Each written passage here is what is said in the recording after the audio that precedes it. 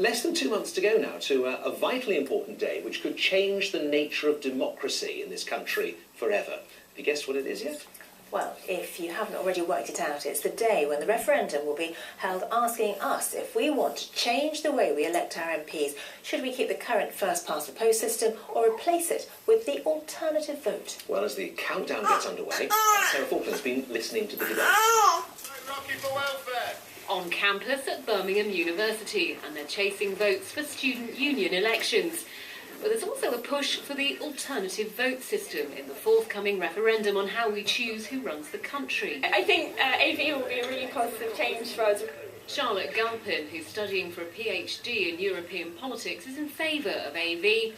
Urban Studies lecturer Peter Lee isn't. People don't want to vote for just the two main parties anymore. It will make MPs work a lot harder. They'll have to get at least 50% of the votes. With AV, what it assumes is a kind of that the electorate knows what the kind of outcomes will be, and creates so much fragmentation and so much uncertainty in the political process. I mean, we can see that now with the coalition. Here in Britain, we're used to first-past-the-post elections, whereby whichever MP gets the most votes is the winner.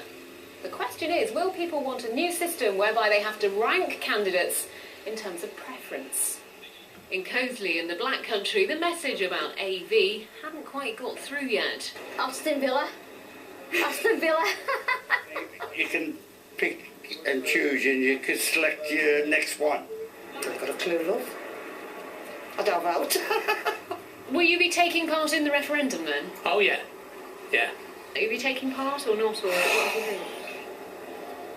No, not really. I don't got to take part. Yes, Back in Birmingham, there was a little more urgency. After all, there are only 8 weeks to go. Sarah Falkland, BBC Midlands Today.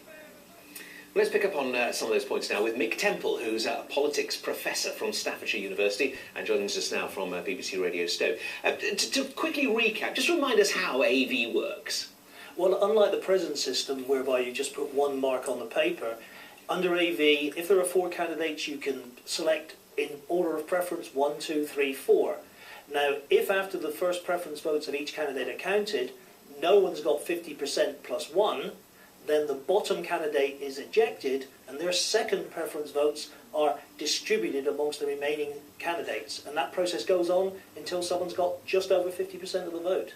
Are you surprised or not that people really haven't got their heads round this, or certainly not everyone? Well, I think the 4 weeks or so before the referendum, I think we're going to see a lot of attention paid to this by the political parties and by the yes and no votes. But I'm not surprised that people are, as you see, either apathetic or ignorant of what's going on. It's not been a key issue. It is, if you like, the payoff to Nick Clegg for taking part in the coalition, and it's not the preferred system of the Liberal Democrats either.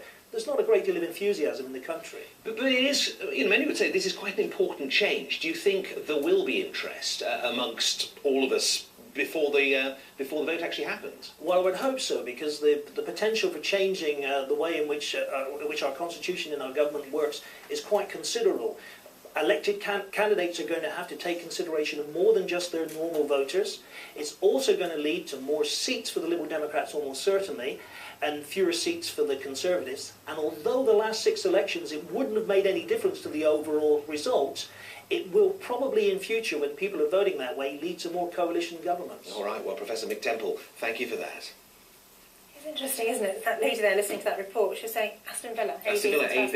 I think there's clearly a long way to go before everybody is... Still 8 weeks though, isn't there? Still 8 weeks. Excuse me, I'm seeing to be